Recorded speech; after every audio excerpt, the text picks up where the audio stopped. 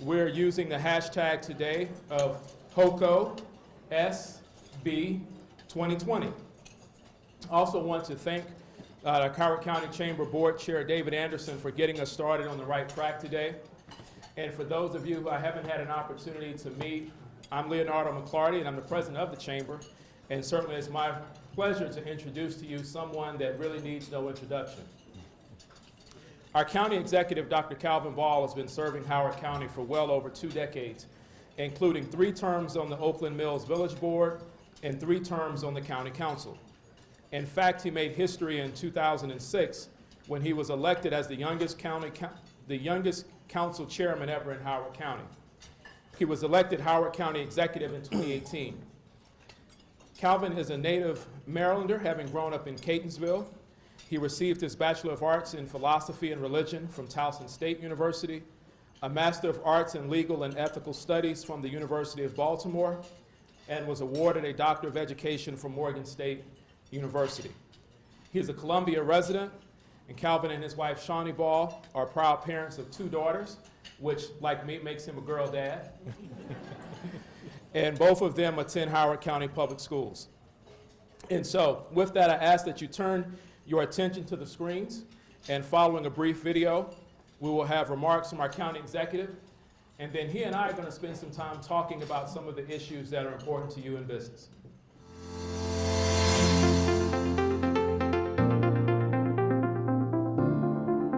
When we chose to move our business to Howard County, the most important was that we had the ability to grow. And now that we're in Howard County, we feel like we've just really taken it to, I would say, that next level of professionalism. One thing about Howard County that is wonderful is it really is, you feel like a commercial for a new home, but it's located close to everything. It's not having to deal with 270, it's not having to deal with the Beltway, those types of things. It's a commutable distance, so that's a quality of life issue for our employees. Is we're recruiting millennials and Gen Zers. They like the ability to go into their house, not have to move their car, not have to get in and drive, be able to go to movies, meet people, go to a bar and those types of things. This has been a great experience so far. Just being able to walk downstairs and be able to order food right outside the door and then bring it back up with me is pretty great. Being in this area in particular, being able to walk to the mall, all these restaurants, it's been a blast. Ginny's Market's always been in Howard County, and we're going into our 21st year. My brother David started it with my daughter Jennifer. That's why it's named Ginny's. They started off with one little round patio table, selling peaches, corn, tomatoes, and cantaloupe. And it grew to where we sell maybe 50 different things. It's not going to work every day, it's going to wait on family every day, see family. We came to Howard County with an idea in mind to do this recycling project, and we were accepted with open arms. We'll process 100,000 tons of organic material that ordinarily would be going to a landfill or an incinerator in the area. I give a lot of credit to the Howard County Economic Development Group for helping us get to this point and helping this project become a reality. The Innovation Center is really a result of a lot of effort by the county to build a center for businesses and a center for resources that hasn't existed here before. We've got a whole mix of companies here, and our focus has been not just on a certain type of tech, but on innovation. And that's a big difference from other centers. We think that's the one that's going to really lift the county, the region, to be known as a center of excellence for innovation. We have companies that didn't just develop an app, didn't just write some code. As an example, we've got 3 companies from Johns Hopkins APL who have taken their technology out of there to bring it in here to commercialize it. And they've got some very interesting tech, which someday you may be hearing about some of those companies. We had a visit from the county executive, Calvin Ball, and the support and the interest was overwhelming. We did not receive that where we were in the past 15 years. It feels really strong to have the county and the county executive and the county at large just to be able to say, hey, we're proud of somebody that's growing a business in this area, and we support it, and the county's shown that. When you drive to other counties, it makes me want to rush back to Howard County. From the highways to how do people treat you. I love Howard County. I love everything about it. Howard County has our back, and they know we're here, and they're ready to support us, and they want nothing but good for all of us in our businesses.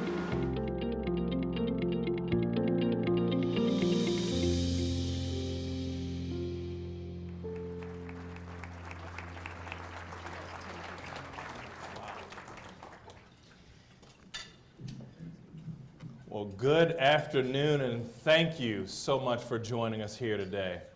I'd like to welcome you to the very first State of Business address here in Howard County. First, I'd like to start off by thanking the many people who have ensured that the State of Business in Howard County is strong. Thank you to the Howard County Chamber of Commerce, and especially the board, Leonardo and his team, for hosting us here today and providing a platform upon which our community can reflect.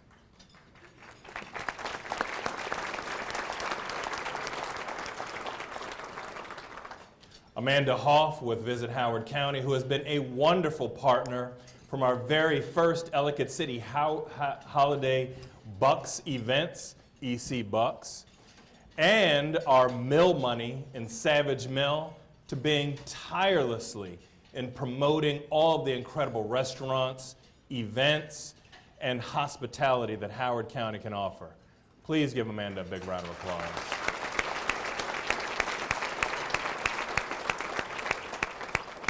And I also like to thank my Deputy Chief of Staff, Jennifer Jones, who has led many of the economic mobility and revitalization initiatives you'll hear about today. You often see her around with me when we're going to a lot of our businesses. And I would especially like to thank my cabinet, our administrators, and everyone who works with Howard County. Please, if you work for Howard County government, please stand and be acknowledged.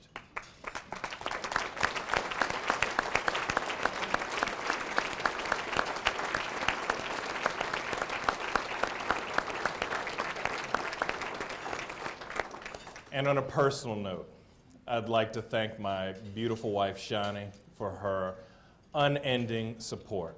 Thank you.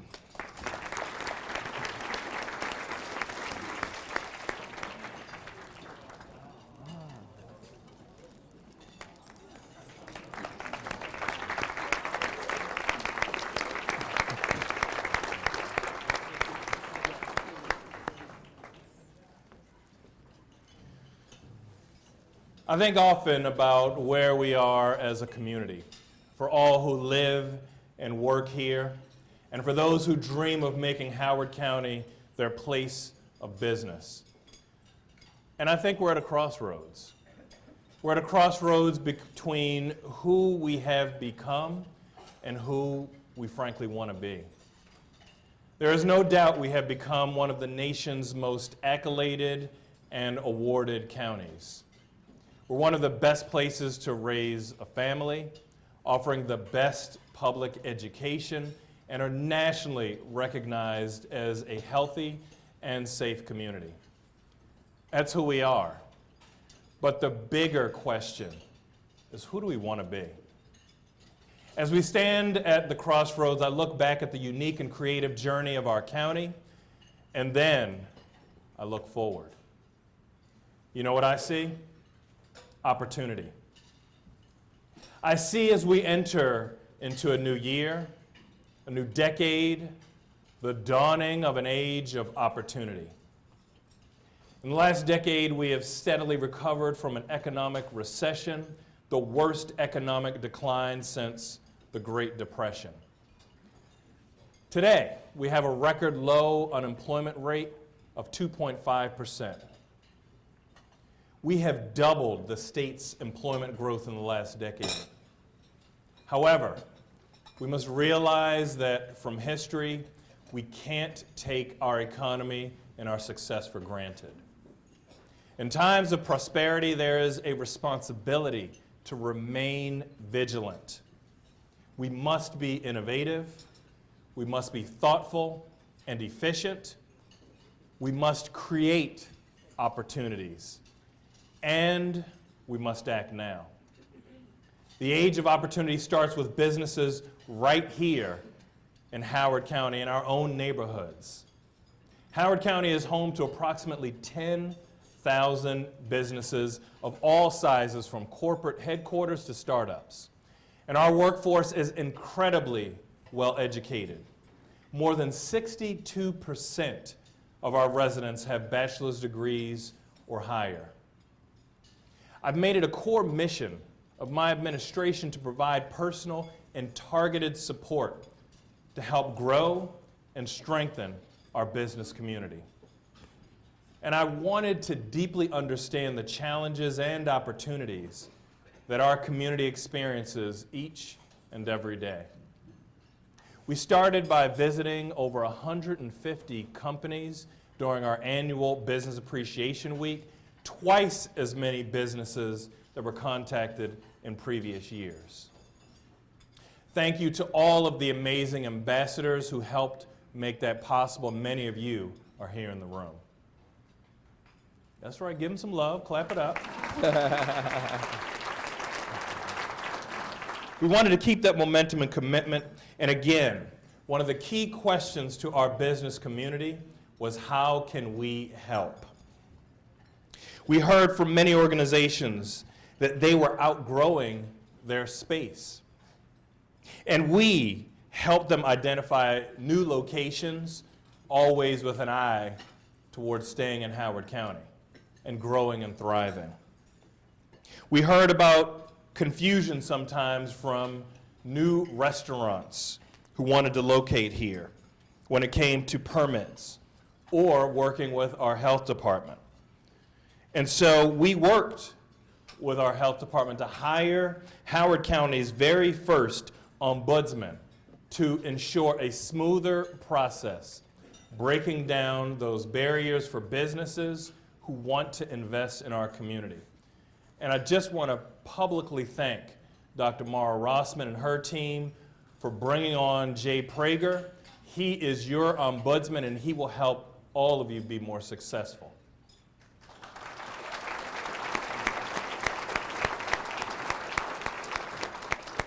We've recognized that with growth, there comes higher costs. So we ensured companies knew about local tax credits and expanding their workforce. Each of these challenges we wanted to turn into opportunities to keep our businesses in Howard County here and growing strong, to create a smoother process for our businesses and to incentivize that business growth. And we will continue to remain vigilant. And that's why the first week of this June, we're celebrating our annual Business Appreciation Week, and we will continue pushing ourselves with a higher goal of reaching at least 175 businesses this year. And this will include established, new, and local businesses, which are the pivotal driver of our economy. In this age of opportunity, we've recognized another common theme from businesses: the desire to increase procurement opportunities with Howard County and the flow of procurement dollars back into our community. And we're making that happen with our local business initiative.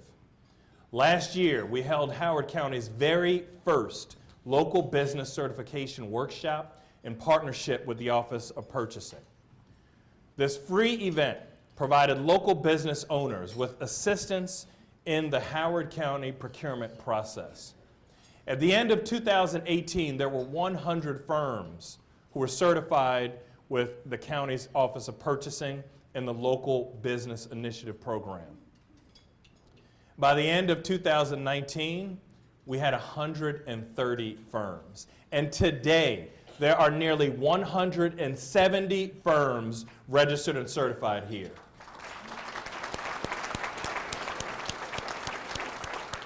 That's more than a 40% increase, and in fact, in 2019, we spent $10.5 million with local businesses. That was a 162% increase from 2018.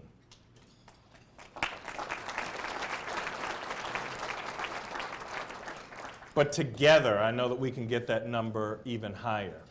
So next month, our Office of Purchasing will have a pair of targeted workshops One will be focused on information technology and the other on construction. These workshops will help prepare our local businesses to maximize procurement opportunities here in Howard County. And you'll notice flyers of these two events probably in the back, and if not, we'll make sure that you have access to them. Dean Hoff, our purchasing administrator, has managed these two initiatives, and we are incredibly grateful for his work and his team to keep as much money as possible right here in our community while lifting up small businesses. That's right, give Dean some love. More than 75% of the businesses here in Howard County have fewer than 20 employees, which is why we hosted Howard County's very first Small Business Summit in 2019, to equip our companies with the resources and support needed to not only grow, but expand. In a community known for our diversity, with more than 40% of our residents identifying as people of color, it is more important than ever to make sure that we have opportunities for all. In 2019 alone, we spent $59.2 million with minority, women, and veteran-owned companies, a nearly 20% increase than what was spent in 2018. In the age of opportunity, we want to be a county that continues to engage with businesses and fosters a culture of innovation. In my first year, we asked ourselves, what if we could create a space where the next Apple, Microsoft, Amazon, or Google is not only discovered, but cultivated? What if that space could serve as an incubator for entrepreneurs and leaders in many critical fields? Columbia Gateway was an ideal spot for the Innovation Center, which consolidates our business incubator, resource center, and added all of these services into a single hub. And while the Innovation Center was announced in March 2017, we worked diligently in the first few months of our administration to develop the MOU, which was signed March 2019, to move forward and make that center a reality.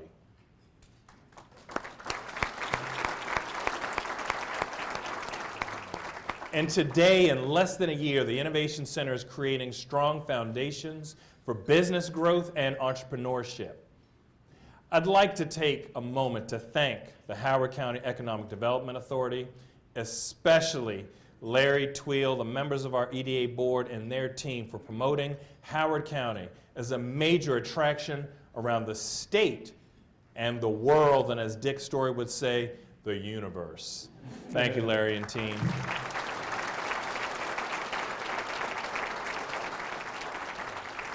And a special thanks to Chuck Bubeck for leading the Innovation Center and cultivating partnerships that are not only strategic, but long-lasting. Thanks, Chuck.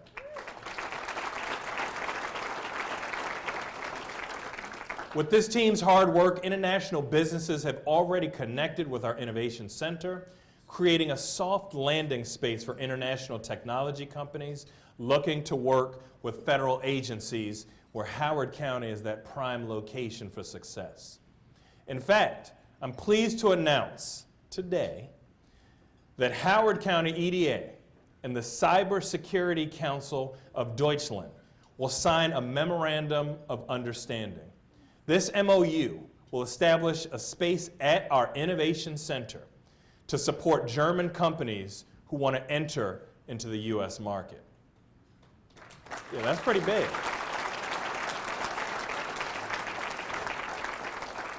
I envision a business community that extends globally, appealing to companies from all over the world.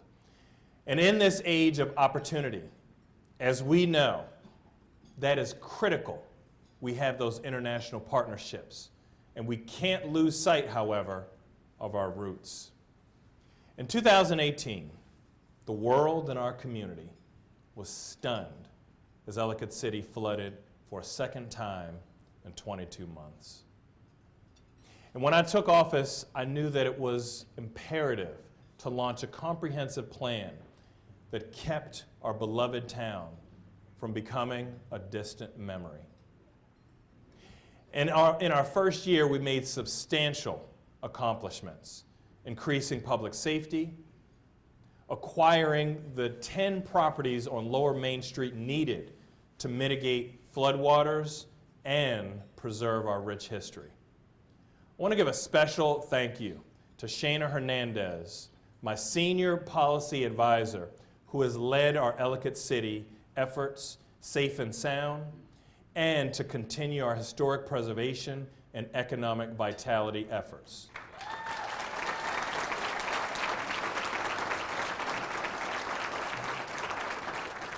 Shane, I'm going to ask you to stand for a moment so everybody can see your smiling face, because today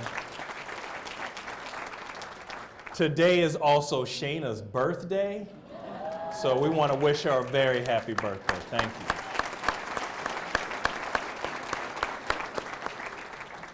Ellicott City is not just an historic heartbeat of Howard County, it's an economic engine. And we guided nearly 30 businesses to open or reopen last year. And that is a testament to the incredible resiliency of that town. The age of opportunity stretches from our historic mill towns in Ellicott City and Savage to Columbia, where we are advancing Jim Rouse's vision. In a downtown Columbia, we are creating a connected community where residents can live, work, and play. Rouse said, cities must be fun. We want to make that vision a reality. And with the best mix of restaurants, retail, and entertainment, a distinguished hub for both culture and commerce. So this year, we are excited to welcome the largest busboys and poets to the Merriweather District.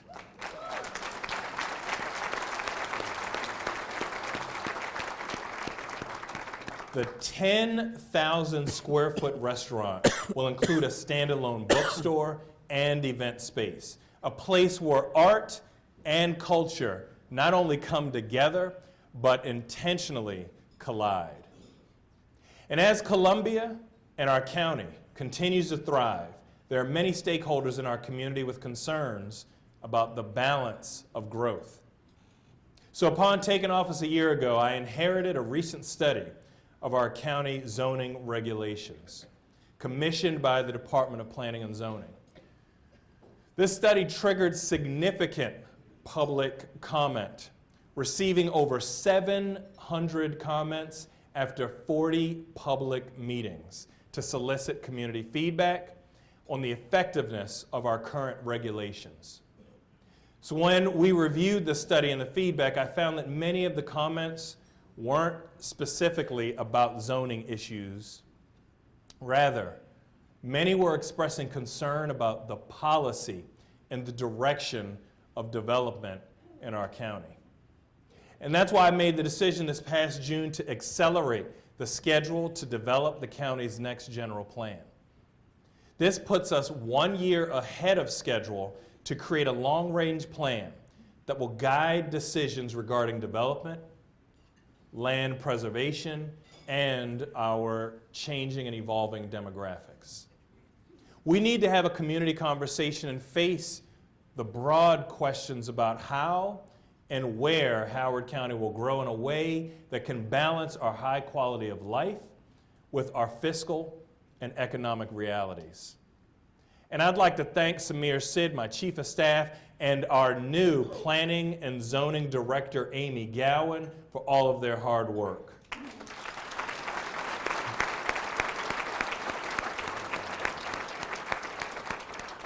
Sam and Amy continue to provide insight and support to address the planning and our relationship to business success. In the coming weeks, we'll be kicking off that general plan process. This planning effort will engage business leaders, residents, while also targeting those traditionally underrepresented in the planning process.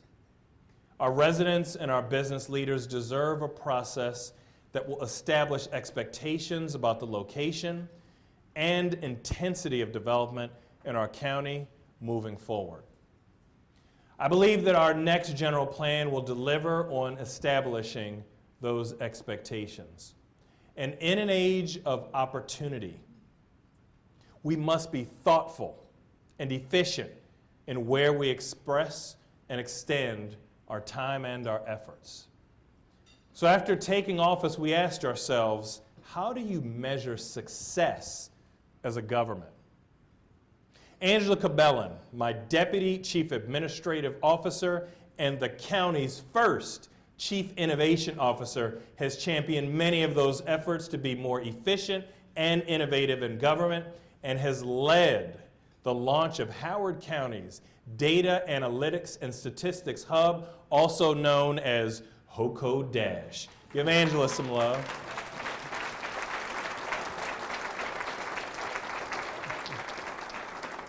My staff is so humble, y'all just sit down and wave demurely. HOCO Dash is our performance management system designed to further improve the effectiveness and efficiency of government and identify where those opportunities for improvement can be found. We will be data informed and people driven. And with our performance measures, we're promoting healthy living, working, and playing in our community. In this age of opportunity, we've set a long-range goals to be achieved by 2025, including completing 95 miles of bikeways with crucial connectivity.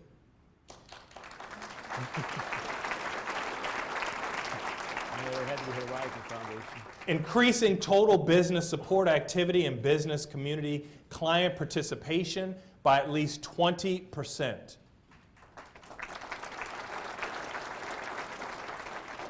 Connecting an additional 130 working families with good homes.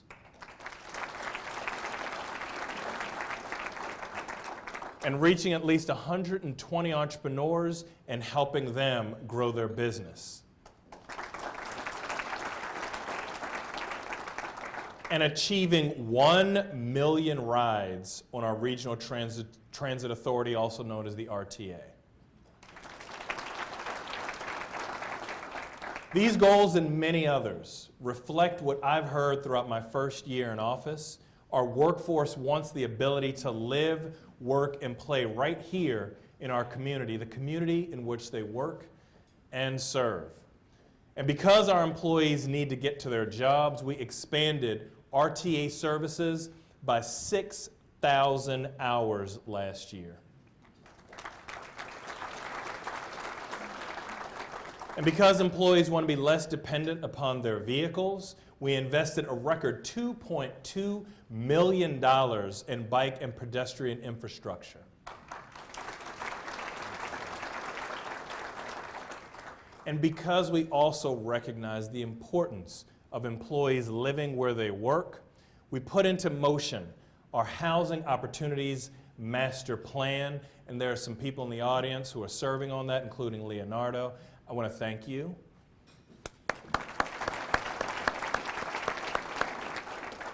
This will address housing affordability and make sure that Howard County is a jurisdiction that is truly welcoming to all. And when our business community is driven by healthy and happy employees, we will continue to see expanding growth and prosperity.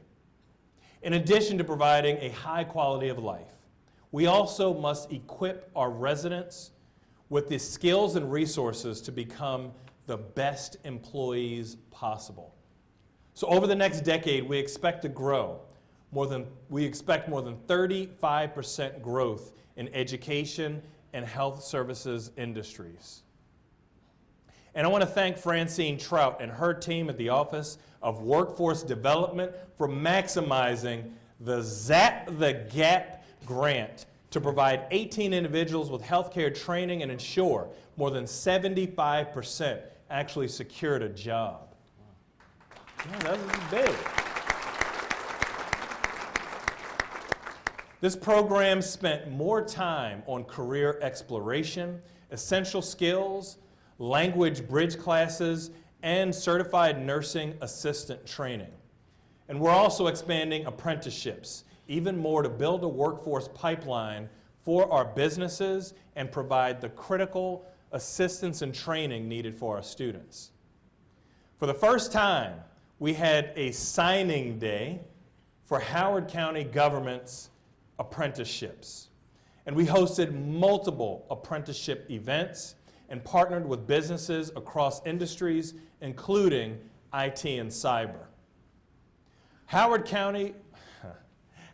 Community College launched the first IT apprenticeship with AT&T and is committed to creating a more robust cybersecurity program. And I saw her in the house, and I want to really thank my dear friend, Dr. Kate Hetherington, and her entire team at HCC. That's right, everybody stand up.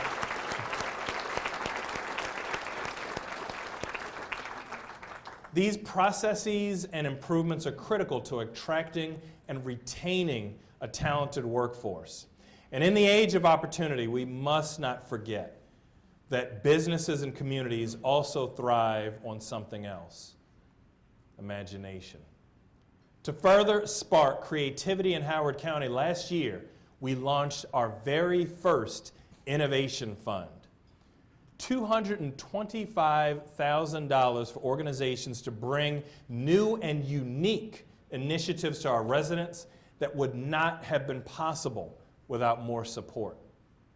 And I'm pleased to share today, because I like to break a little bit of news here and there, that we have selected 8 outstanding projects for these grants. And they will benefit our residents and foster a culture of inventive ideas. And next week, we will be celebrating each of these projects with our first Innovation Week, visiting the 8 organizations to see innovation in action. These organizations dared to imagine what Howard County can be. And as we seize upon opportunities before us, it's critical that we remember today is your opportunity to build the tomorrow you want. And as we stand at these crossroads, I'm thankful for the many partners in this room who have embraced our vision. We will be a community that is focused not only on becoming the best overall, but making sure we are providing the best opportunity for all. Thank you.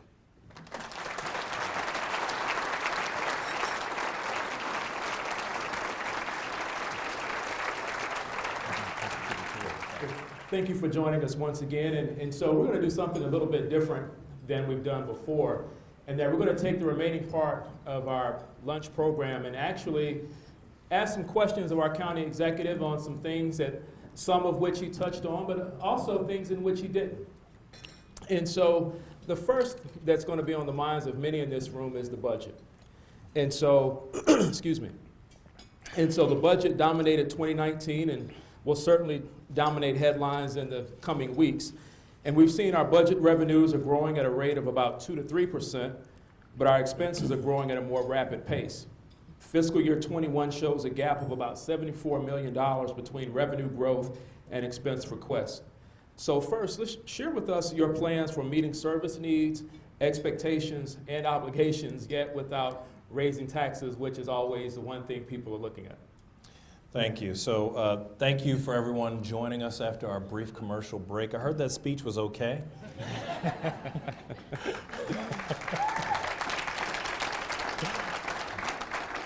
So great question, Leonardo. And one of the wonderful, fun things that I learned after I became county executive is around late January, early February, I start meeting with my budget team.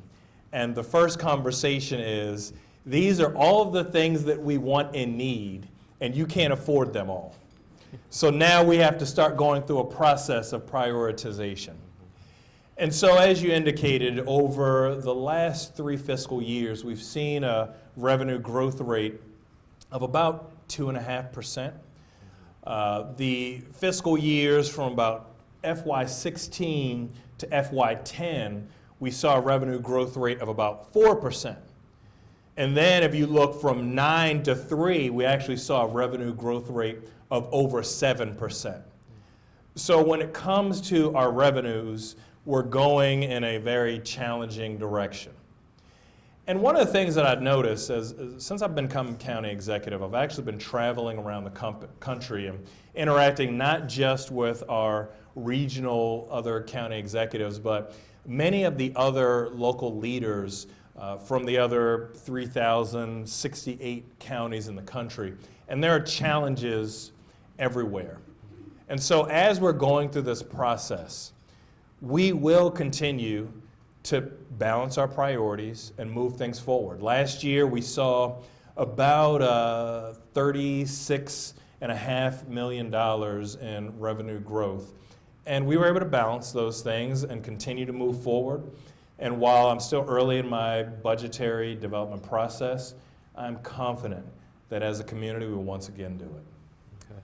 And so with that, we're going to actually transition into some things that you've talked about a little bit earlier.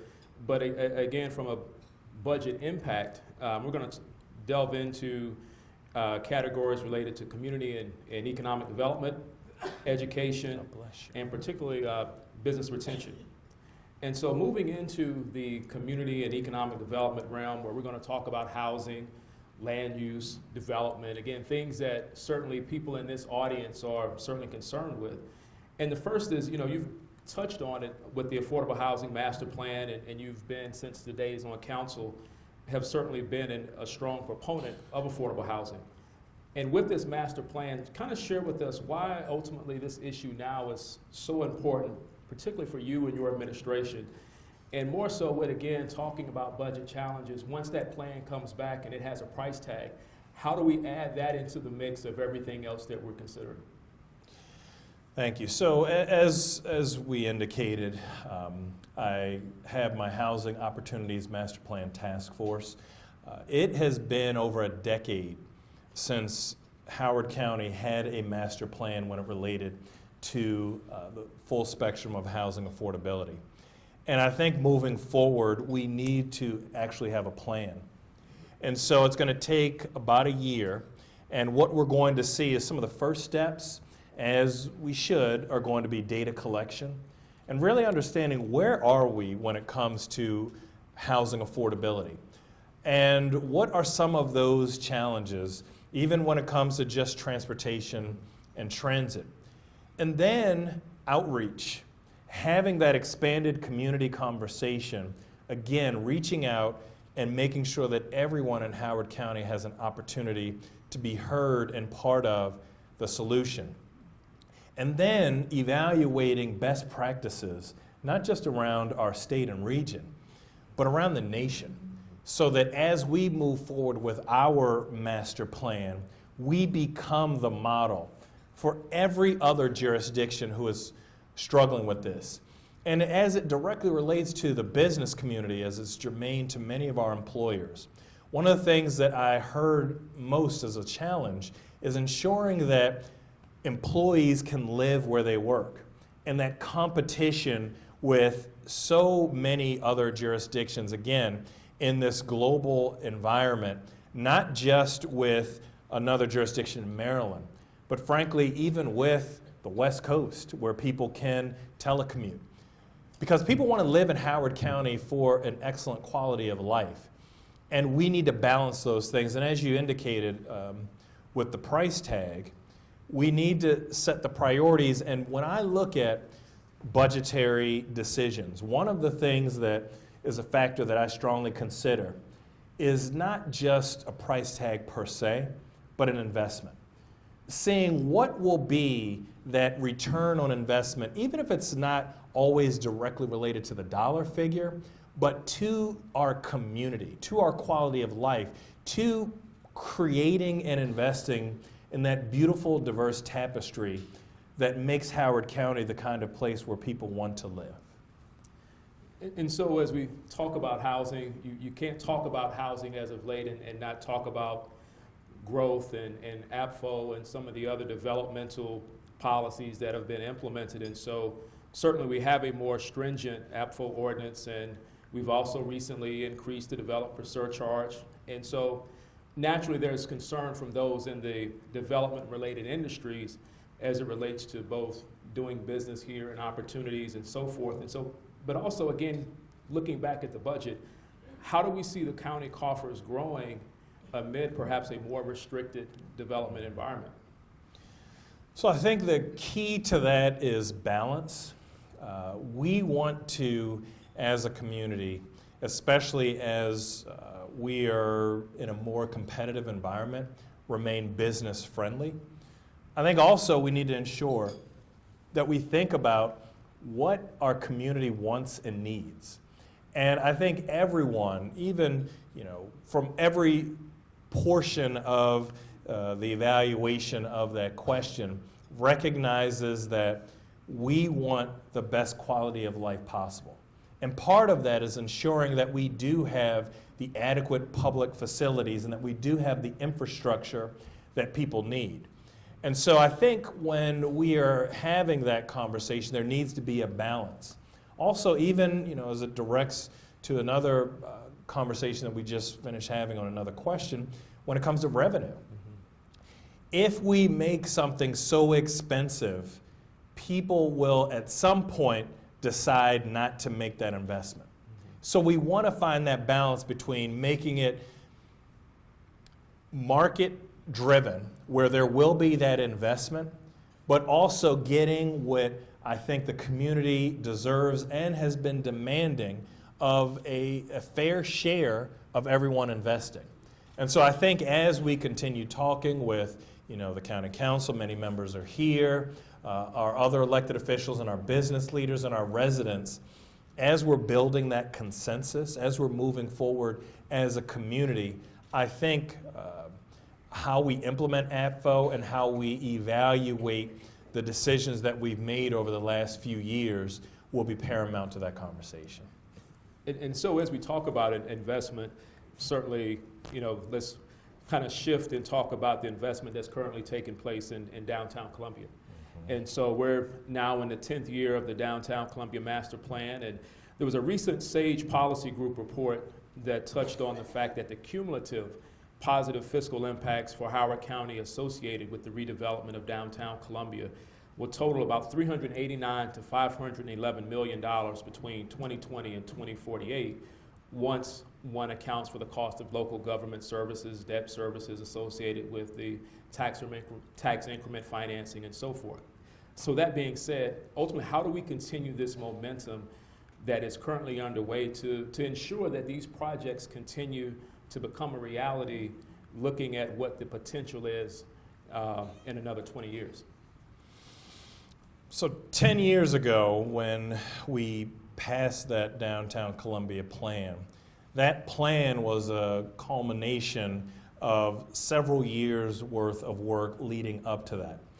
And being on the council, it was 2010,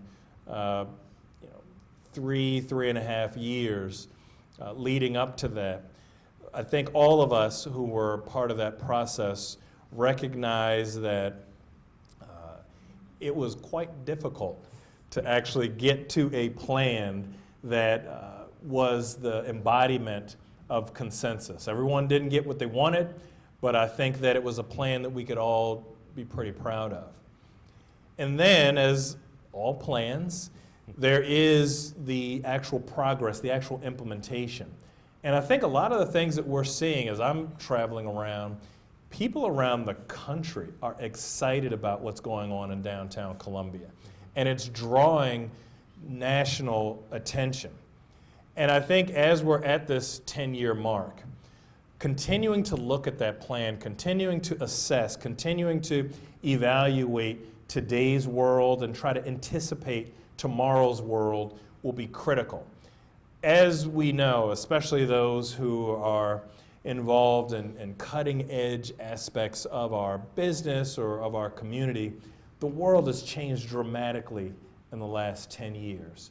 And it will continue to change and evolve. And we want to be ready and leading in that new world. And I think having this continued evaluation and evolution of our plan so that it is a plan which currently is 30 years, that 30, 60, 100 years from now, people are looking back and proud we did that. Excellent. And so we've got a couple more questions we'll ask just in the essence of time. Just the easy ones, though. All right. So wouldn't be Howard County if we didn't talk about education. And so the big topic right now that's on everybody's mind is the Kirwan Commission, or officially the blueprint for Maryland. I haven't heard of that before. Well, you know, the Goucher poll said there are some others that haven't heard of it either. And so as we look to take Maryland education to the next level and strive to compete both domestically and internationally, you know, from what we've seen, though, there's some real local implementation challenges that are separate from the conversations that are being held at the state level.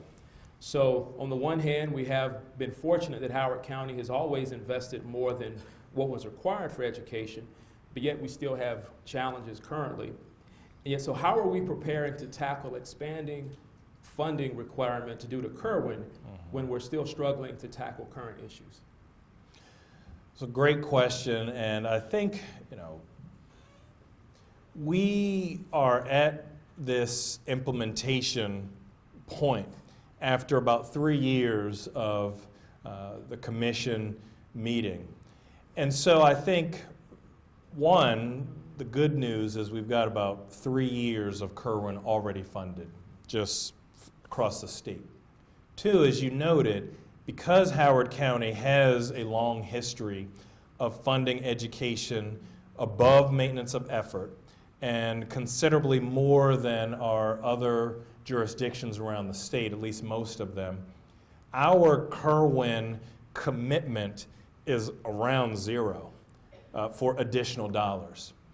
However, we look to gain somewhere, and again, there are always conversations. Many of our state folks aren't here because they're in Annapolis working very hard, somewhere between 120 and 130 million more dollars. I think that when you have a funding conversation, it is also important to have a conversation about what we're funding, where we want to go.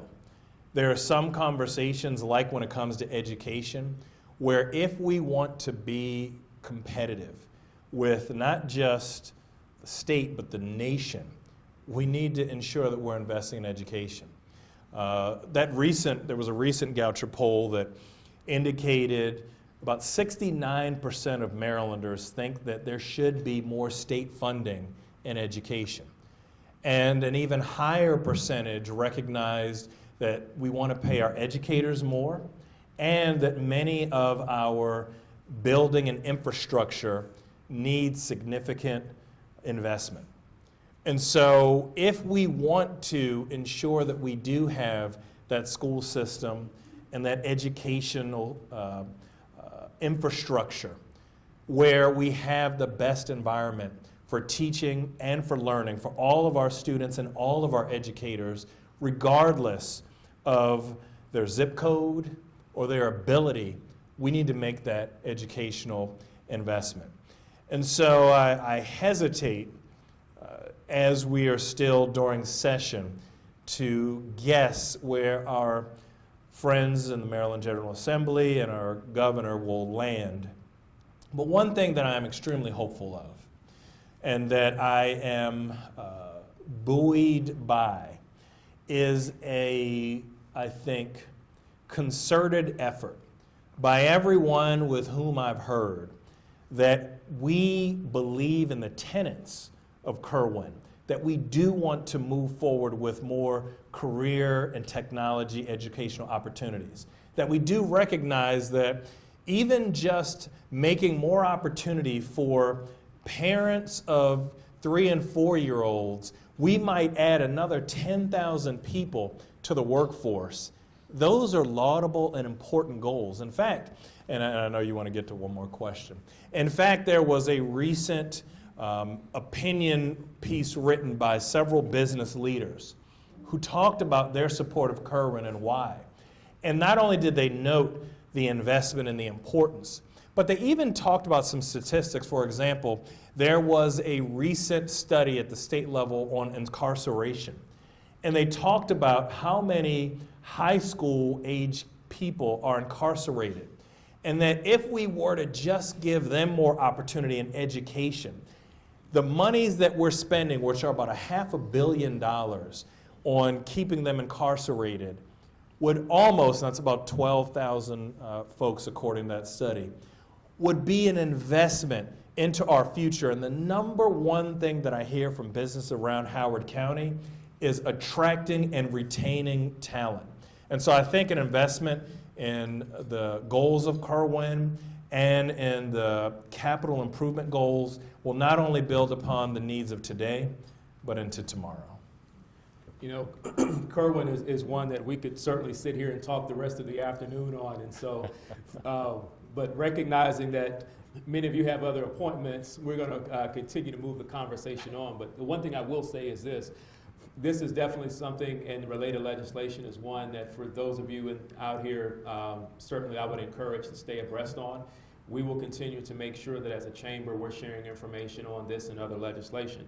But just the last question before we prepare to wrap up, and that is many of the men and women in this room work for companies that have made a decision to make Howard County home.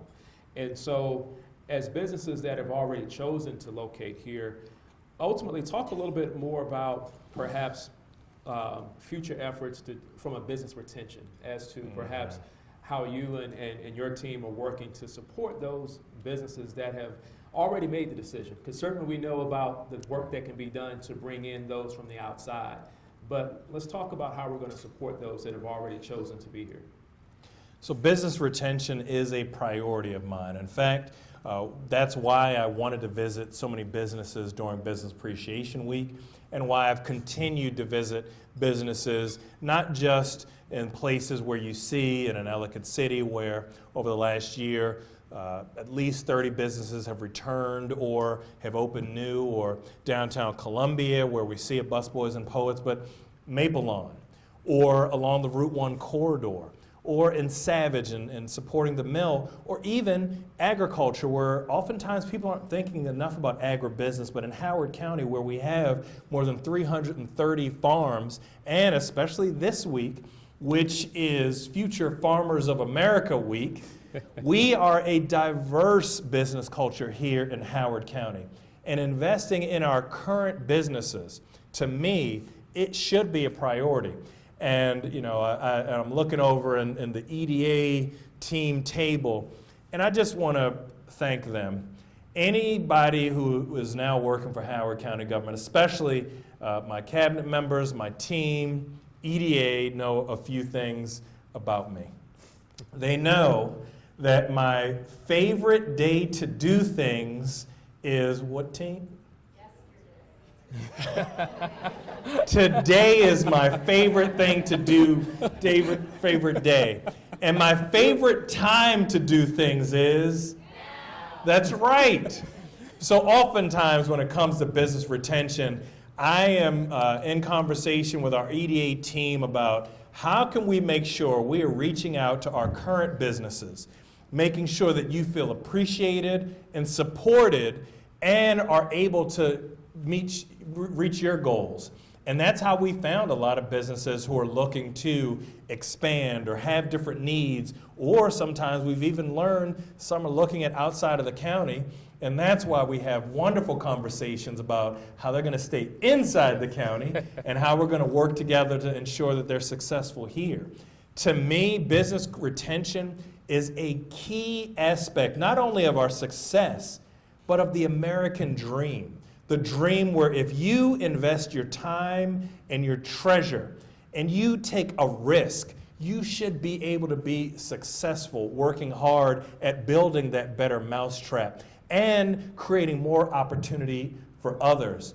And I think that having that business support for business retention, sends a message also to other potential businesses who aren't here that when you come here, Howard County is never going to forget about you. Excellent. And with that, let's give our county executive a round of applause.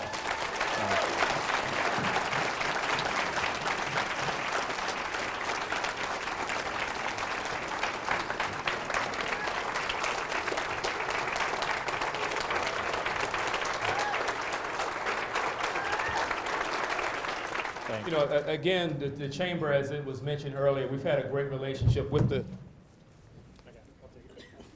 county executive's office, and again, I think today certainly demonstrates that.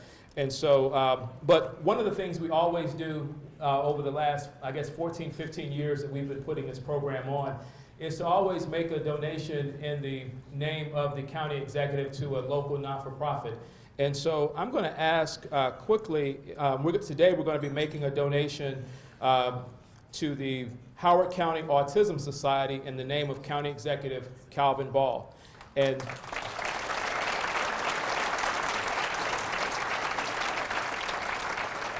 the Howard County Autism Society serves individuals on the autism spectrum, their families, and their communities by promoting awareness, information, and support. They've been a member of the Chamber since 2006 and certainly are a wonderful resource to Howard County.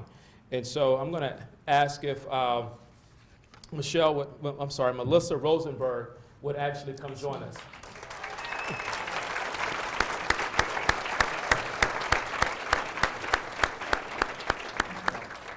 Oh, okay. So once we come up, they want us to frame over there. You're welcome.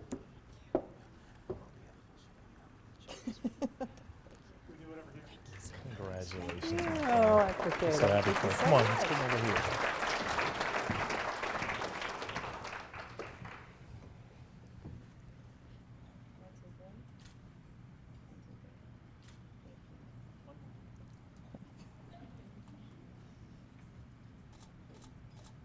See how popular you are? Thank you very much. Of course, thank you. Congratulations.